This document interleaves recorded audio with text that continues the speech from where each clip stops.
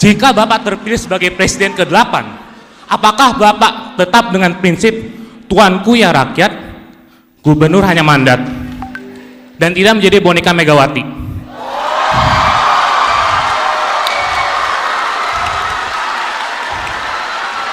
Momen Ganjar ditembak mahasiswa UI jadi petugas rakyat atau partai, begini jawaban singkatnya. Ganjar Pranowo mendadak ditembak pertanyaan oleh mahasiswa UI saat memberikan kuliah pada Senin, 18 September 2023. Ia ditanya mahasiswa apakah dirinya menjadi petugas rakyat atau partai. Ganjar kemudian memberikan jawaban singkat. Baik, terima kasih Pak Dekan, terima kasih Pak Ganjar. Saya Noval dari Ilmu Politik.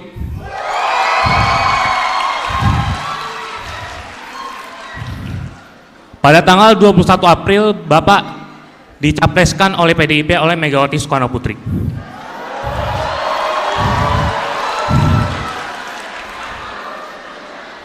Saya menggarisbawahi kata-kata Bu Megawati yang menyatakan bahwa sebagai kader dan petugas partai, jujur saja saya mengagumi Bapak, merasa kecewa. Ternyata Bapak yang diharapkan sebagai petugas rakyat ternyata petugas partai.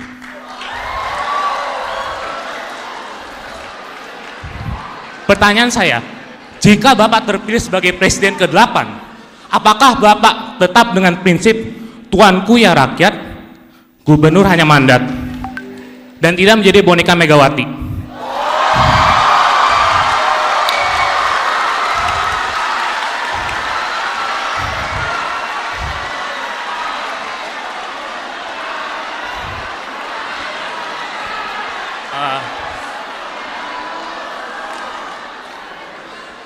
Jadi intinya, saya ingin Pak Ganjar menjawab hari ini di Balairung yang terhormat ini, supaya jelas pertanyaannya, jawabannya, apakah Bapak petugas rakyat atau petugas partai? Terima kasih.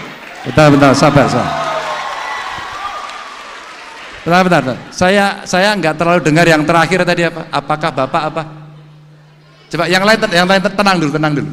Semua punya hak bicara, tenang aja. Ya, tadi intinya saja ya Pak, apakah Bapak tetap menjadi petugas rakyat atau petugas partai? Itu Oke. saja, terima kasih. Novel, Pak. Novel, kamu mengikuti saya selama 10 tahun jadi gubernur? Mengikuti. Oke, saya petugas siapa?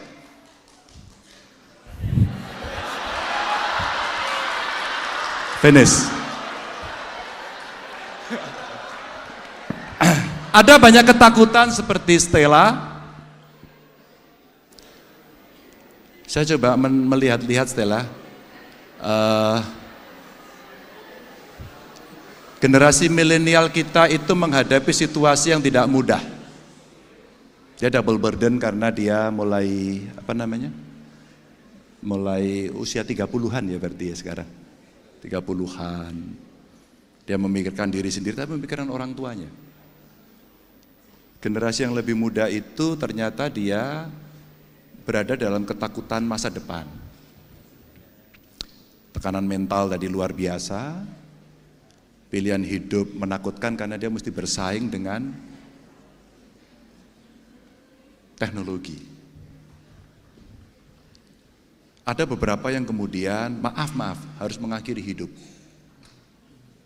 Saya masukkan kesehatan mental tadi. Karena cerita aja Stella.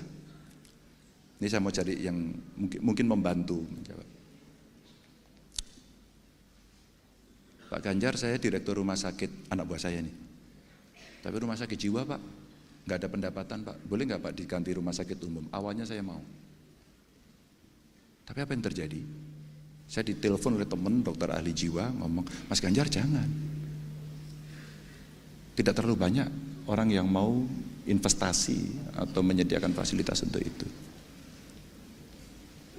Saya kaget ketika banyak bullying terjadi. Terus kemudian orang takut menghadapi masa depan, kemudian stres, menggunakan gadget, juga stres dan seterusnya. Maka beban-beban kehidupan mereka menjadi penting. Dan angka bunuh diri kemarin cukup meningkat. Lalu dari masukan-masukan itu, kemudian mereka menyampaikan kepada saya begini, Pak jangan Pak. Saya undanglah mereka, kita bicara, saya pernah podcast dengan penyintas, dan mereka menceritakan pengalaman itu yang cukup menarik buat saya, karena dia sampaikan bahwa saya ini penyintas Pak, orang tua saya nggak tahu, sehingga saya seolah-olah biasa saja, padahal saya dalam tekanan yang luar biasa, sehingga kemudian saya menggunakan narkoba.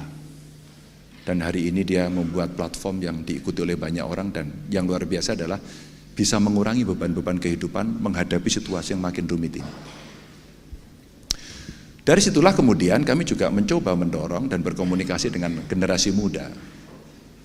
Ya, ada tekanan luar biasa, keluarga menghadapi tuntutan hidup dan sebagainya, dan kemudian apa yang terjadi? Proses kreatif ini tidak pernah berhenti, teman-teman. Kalau kemudian saya kaitkan dengan Raffi tadi menyatakan bahwa apa sih ekonomi mengenai digital hari ini yang saya tertarik itu. Ekonomi kreatif yang mesti kita kembangkan, dan itu isinya anak muda yang kemudian dia bisa memanage